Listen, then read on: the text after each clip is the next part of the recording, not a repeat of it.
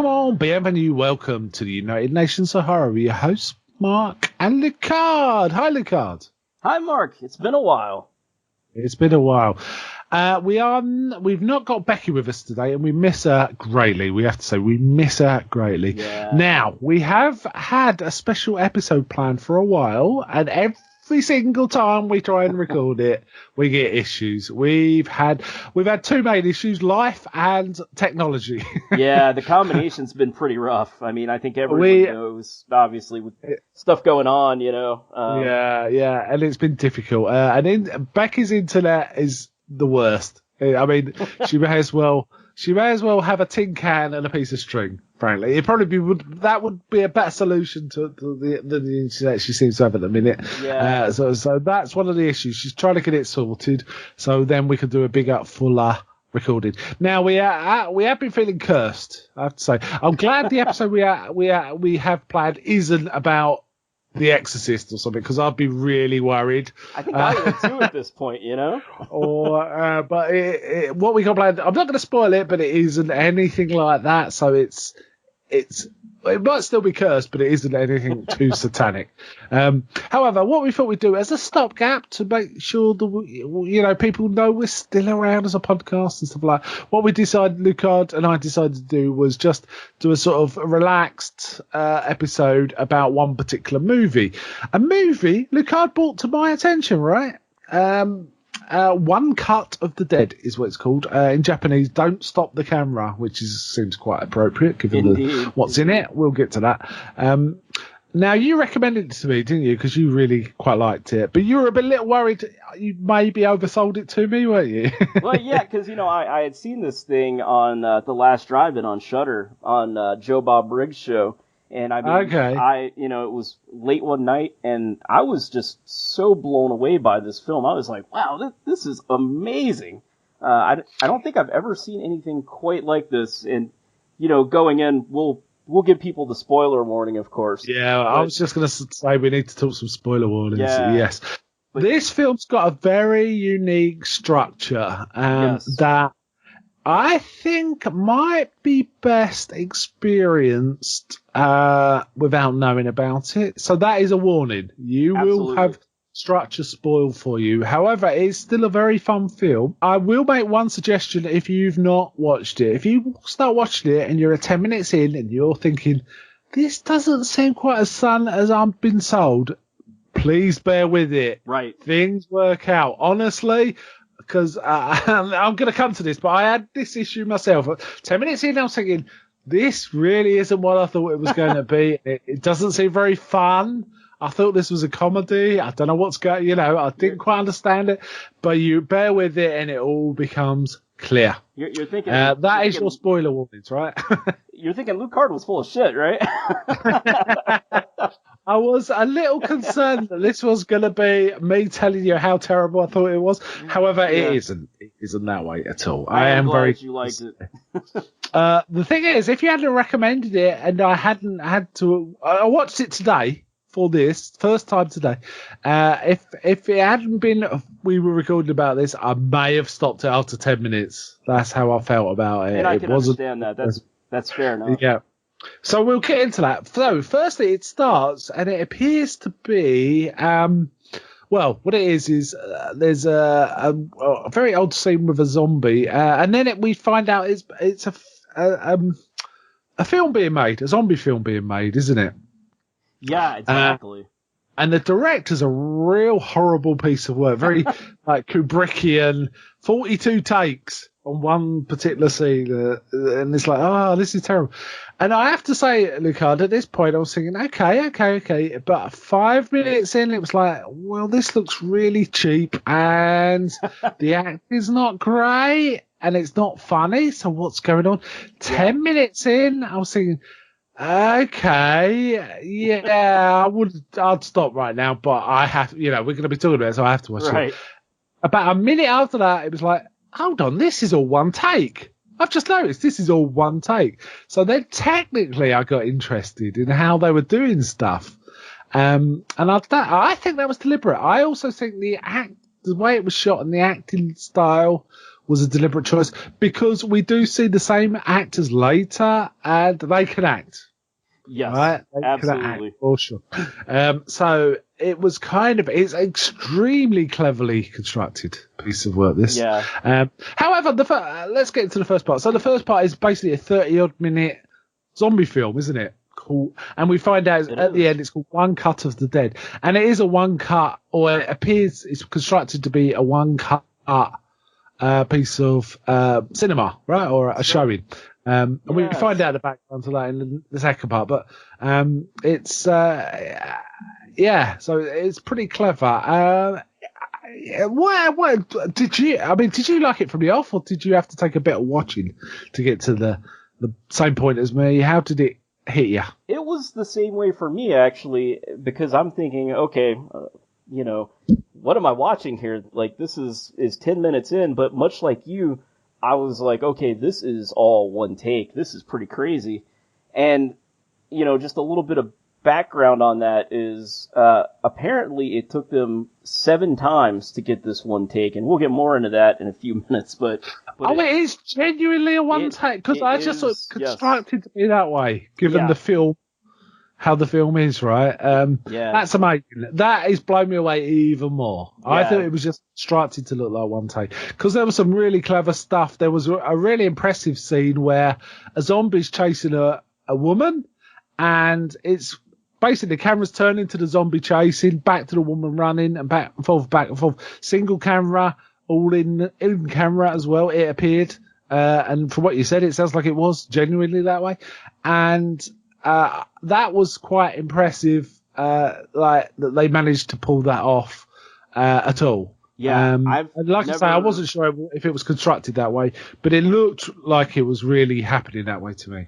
I really thought that was cool. Yeah, I've never seen anything quite like that before. Just that one take kind of deal. Like I've seen, I like a lot of martial arts films, and they'll try to do really long takes, but there's like so much going on here.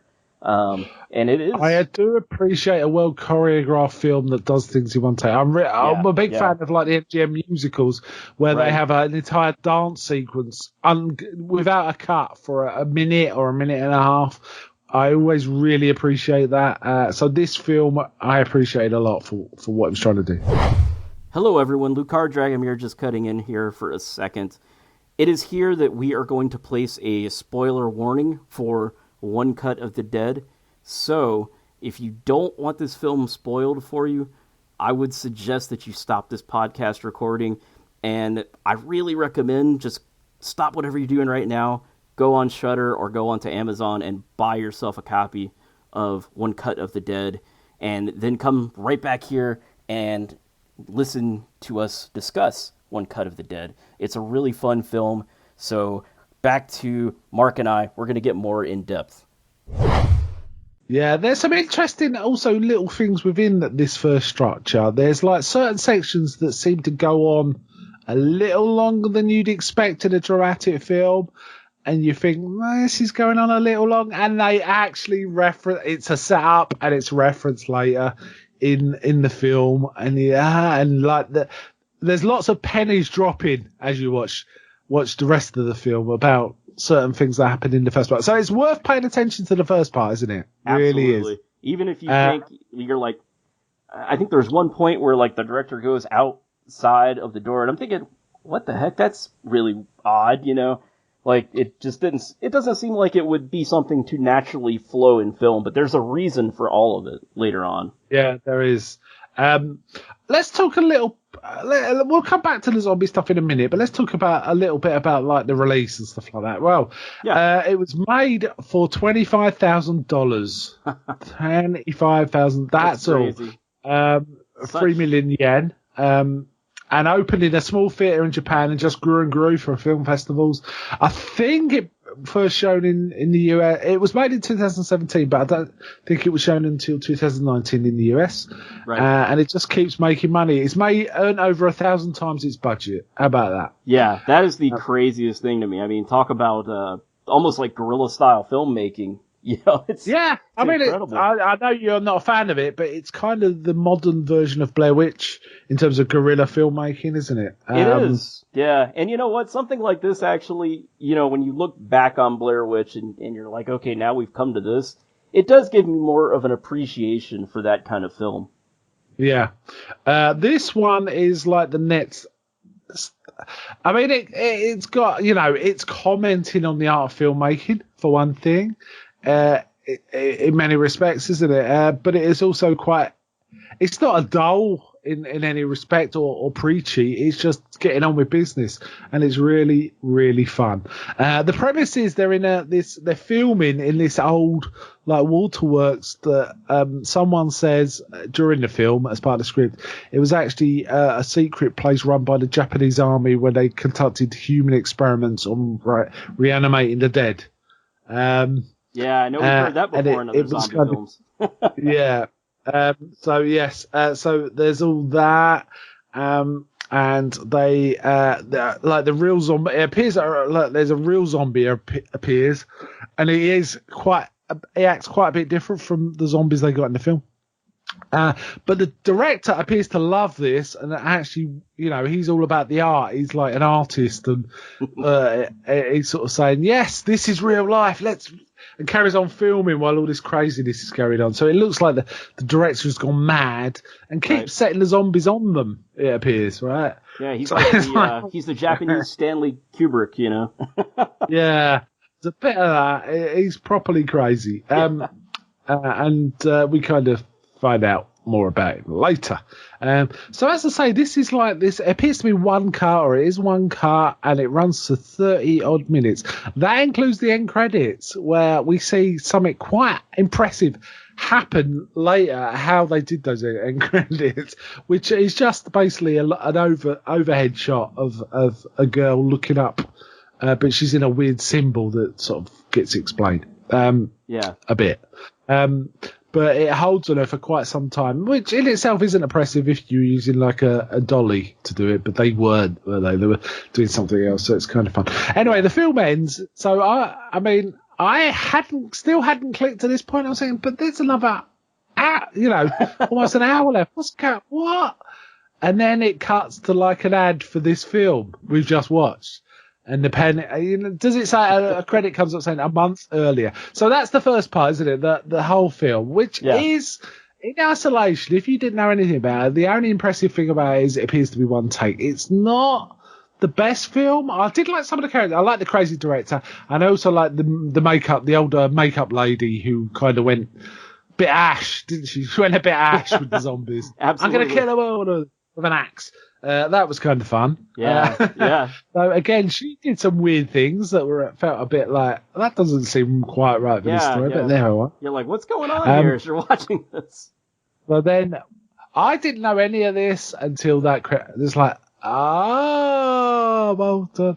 And then we get this thing of this director, the guy we see in it, who's the director in the film, is a real director who sells himself as being, fast and cheap, but average. That's how he describes himself. Yeah. Pretty accurate for him, I believe. Well, no, I think he's way above average, actually, from what he pulled off here. Yeah, but I'm just saying he's like an average kind of guy, really. Is kind of what I mean. Oh, yes, he is an average kind of guy. And he's making like videos. It's like making adverts and things like that, right? Cheap adverts.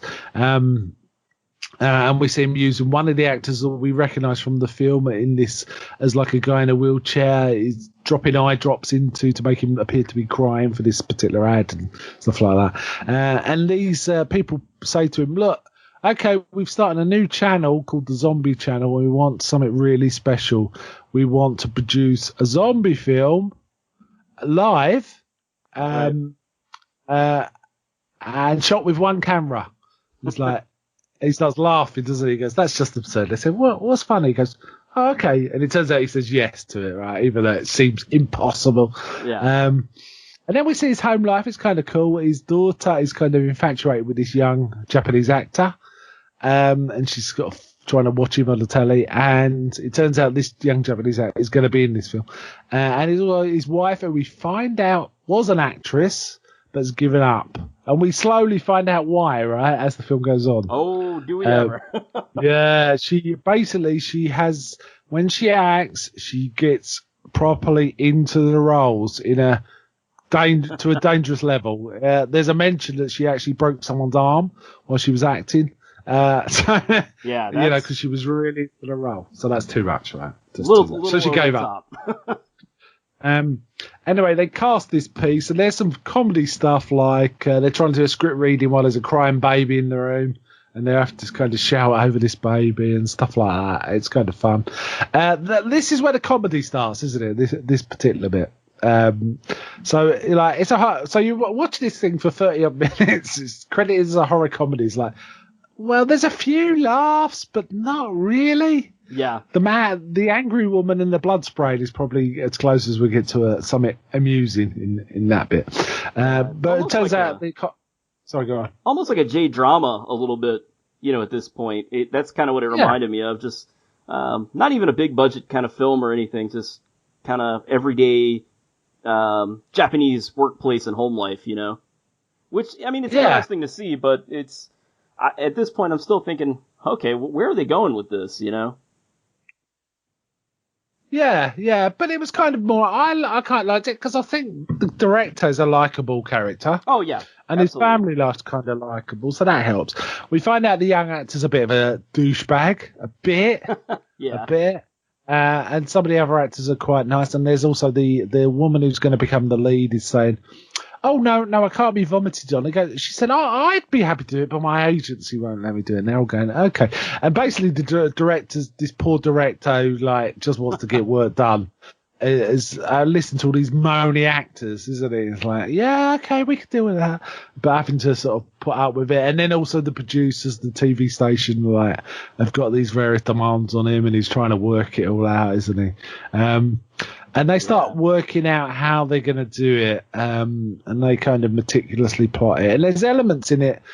It's interesting because you see kind of elements mentioned at some points that aren't in the film we watched, right? We find out why later, but it's like, well, that wasn't in the film. And you find out why, because the film goes awry, basically. Oh, yeah.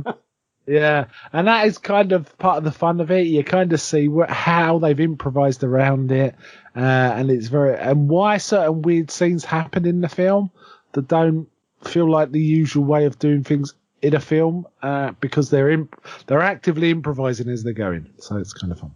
Yeah, of course. There's the one actor that gets incredibly sick as this is going on. Oh yeah, he gets explosive diarrhea. Yeah. Oh no, he's not an actor. That's the sound man, isn't it? Is it and there's one guy? actor. Yeah, and there's an actor that gets he's an alcoholic, and he's staying sober until the day of the shoot, and he gets drunk. Yeah, the poor guy. But luckily, all he is a zombie, so they kind of work with that. Yeah, talk about improvisation, but all the stuff that seems kind of out of place in that first 20 to 30 minutes at the beginning, this is why, as it goes on. Yeah, this is why. And two of the main actors get in a car accident on the way there, so it turns out the director has to step in as the director in the actual film, the director character. And his wife, who used to be an actor, who, gets too into it, has to stand in as the makeup lady. And you know what? She's probably my favourite in the whole lot. I think she was really good. Oh, yeah. I do like the director as the director too, though. It was kind of fun. So the whole thing has got an almost it reminded me a bit, like old Mickey Rooney films. It's like, let's put on a show, let's get on with it. It's kind of a bit like that was the vibe, in a kind of refreshing way. It was pretty good. So we see him rehearsing and dealing with it, and then they've got the show to put on. Two of the actors haven't turned up, so they got to improvise like crazy. The daughter, who was obsessed with this young actor, has also read the script multiple times and knows it backwards, but she's kind of helping out on the backstage, and she starts making suggestions of how to work around certain issues, like one of them being dead drunk and the sound man not being around, and then breaking a dolly, things like that. And she starts to get into it too, and it's a lot of fun. Yeah, It's a lot of fun. I think she's come up in the film industry. You know, she's seen her father all these years, and of course her mother too, being an actress, and so it's kind of like she finds her calling a little bit. You know.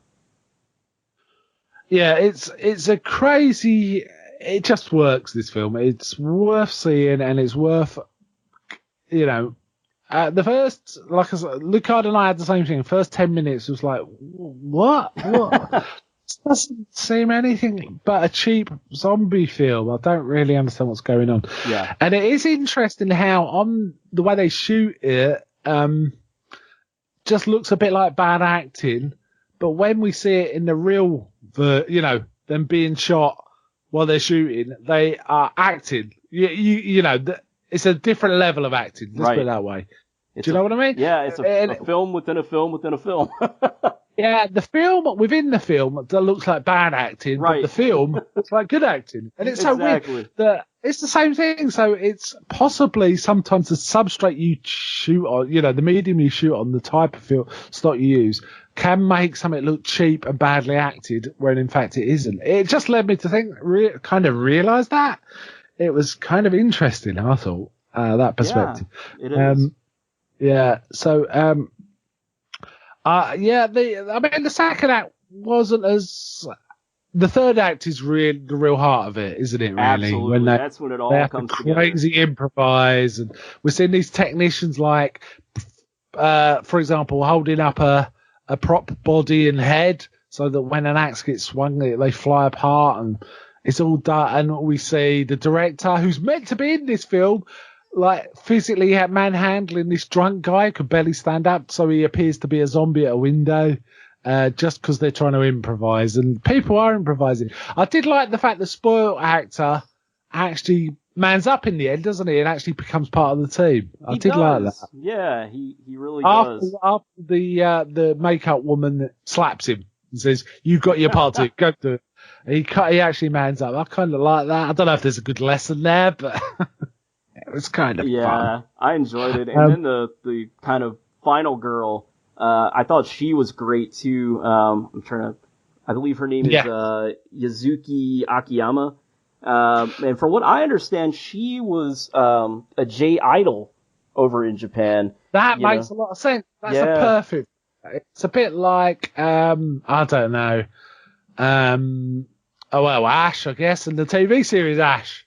It's that kind of, maybe that's not a good comparison, but yeah, it feels right. It feels right, doesn't it? It's a bit like Linda Blair turning up in Repossessed. Yeah, that's definitely a good example. I'll tell you what, the original 30-minute section, I thought had a great ending. I think that shot of her with blood all over her was really good. It reminded me a bit of the Evil Dead remake, in some respects. Oh yeah, I thought that was generally good. I thought that bit was genuinely good. As part of that film, that cheap, film fight. The third act is the real heart of this, and you see little details that were in the earlier acts, either the film or the rehearsals, kind of come up. For example, the soundman saying, "Look, I really need soft water, not hard water. It affects my sort of stomach." He keeps saying, "I emailed about it," and people say, "Yeah." He goes, "But I emailed about it," and then he finally drinks some hard water by mistake and gets explosive diarrhea off camera. Yeah, thankfully. Guy. But that means they lose the soundman for a bit, so they got to improvise. They have to keep improvising, don't they?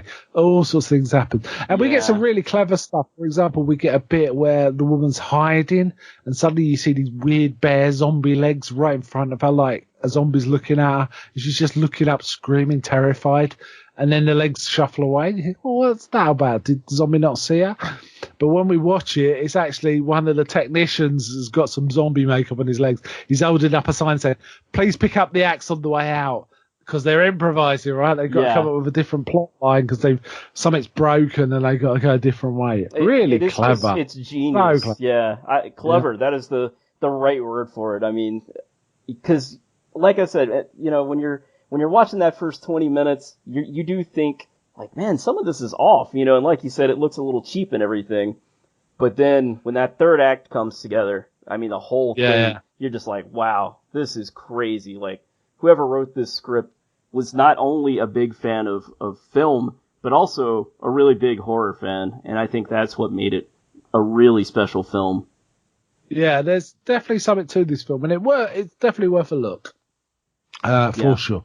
It's I'm glad you recommended it. I'm glad I saw it. Like I say, the first 10 minutes are like, it's going to be a tough old podcast if it's all like there must be something more to it, but it was nice that I didn't know going in the premise. I think it wouldn't have spoiled it, but I would have probably been more relaxed at the beginning too. Yeah, but it was like I didn't want to give it away though, because I wanted you to go in kind of blind, you know. And I did. Because that's pretty much how I went into it as well, and just kind of not knowing, you know. The closest thing I can think to another film like this is that there is a TV zombie series, a short one, like a mini series, written by Charlie Brooker, who went on to write Black Mirror and be like the creative head of Black Mirror. So that's got some pedigree.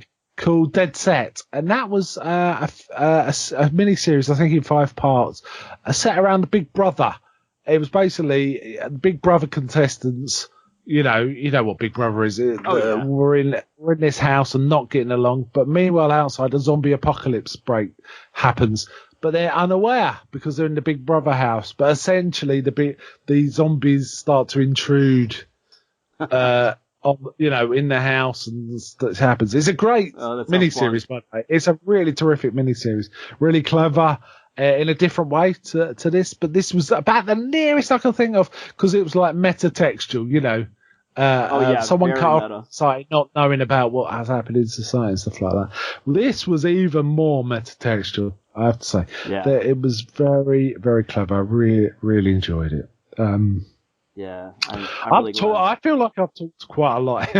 Anything you want to sort of go over? Well, no, I mean, I think there is a lot to talk about. You know, it's really incredible. I believe this is the actual director's first film, if I'm not mistaken. Oh, man, this is a guy to watch. Yeah, I mean, and he did this in an actual film school in Japan. So he was going to school to learn to make film, and this is what he and his co-stars and actors and everybody came up with. And I mean, it's just incredible. I mean, being able to make this movie for $25,000, 3 million yen, and I mean, it's grossed 3.12 billion in Japan, which is like what is that, like $30 million worldwide? So I mean, that's crazy, you know. I think it's a testament, and it shows that, I think it shows practical effects still work, because there are a lot of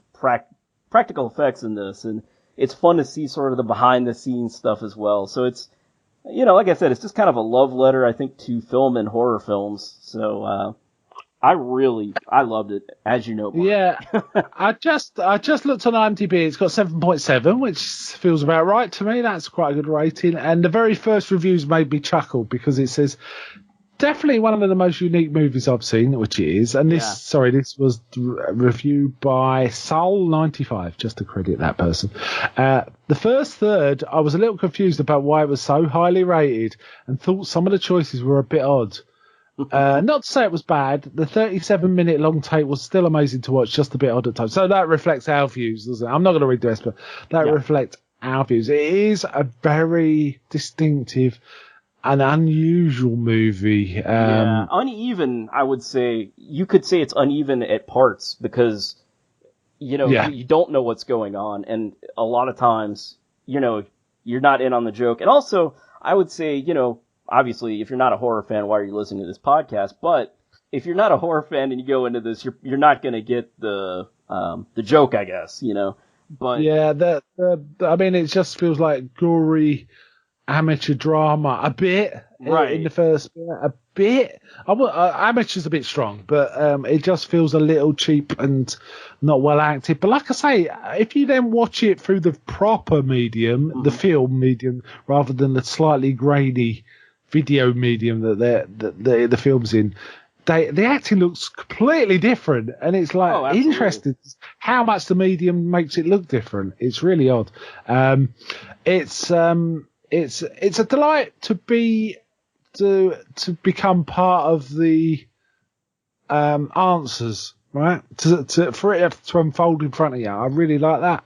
Yeah, me too. I think that's what makes it kind of unique, just kind of going in and almost just, it's almost like a fish out of water experience, Yeah, it's like you're finding out the secrets that you didn't know before, and you kind of are okay with the film, but the more that gets revealed to you, the more you like it. Yeah. Right? And for example, there's a sequence where the actress is just kind of squatting and screaming while we're hearing off camera like splats and things, and you think it goes on a bit long, but then when you see why that, because they have to set up a whole thing.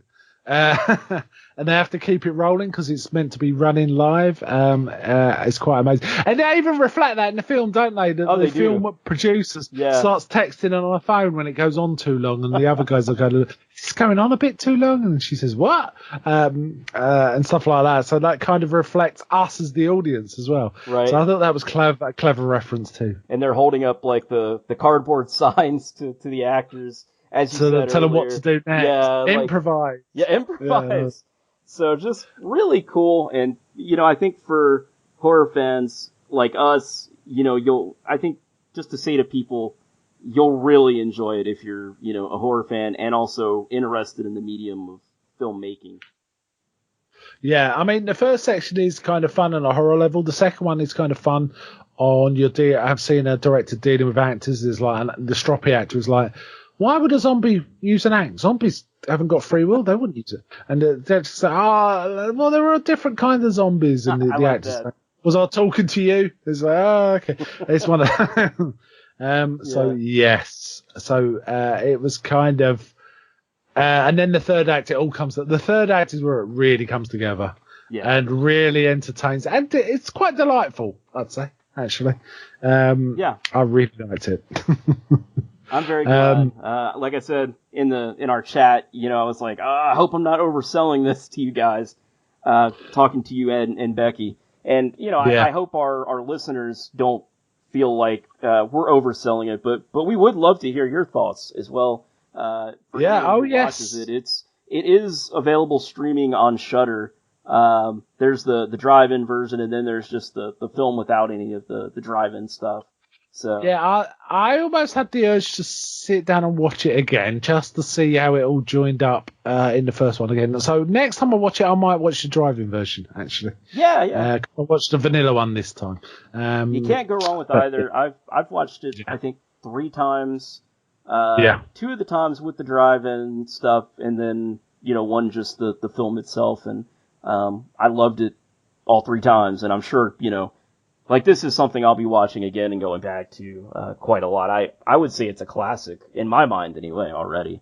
Now, that may be overselling it, but... Yeah. Okay, I think we've kind of said everything we wanted to about this. We both really liked it, right? Yeah, absolutely. It's a strong recommend. And if you did continue listening, we may have spoiled it somewhat, but it's still quite a delightful film. And I would still watch it. For sure. You just have the surprise of knowing where it's going, rather than not knowing where it's going. But I think that might help in some ways to you get through some of the early stuff. Maybe. Anyway, shall we wind up there? Like we've already said, we miss our Becky, don't we? Oh man, absolutely.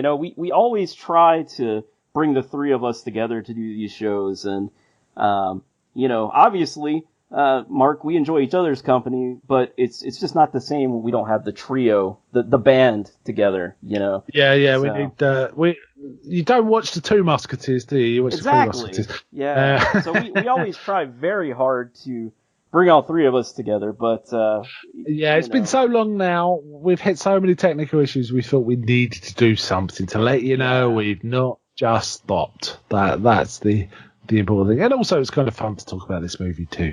So I'm hoping that the 3 of us will be recording soon. We're praying that Becky's internet improves, or I don't know, something happens. They stop digging up her street or something. I know.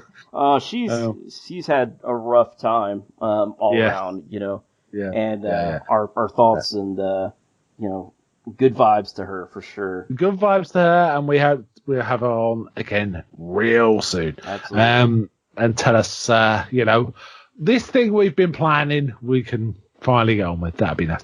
Okay. Yeah. All right, then. Shall we wind up there? So it's bye from me, Mark. And bye from me, Lucard. And until next time on the United Nations of Horror.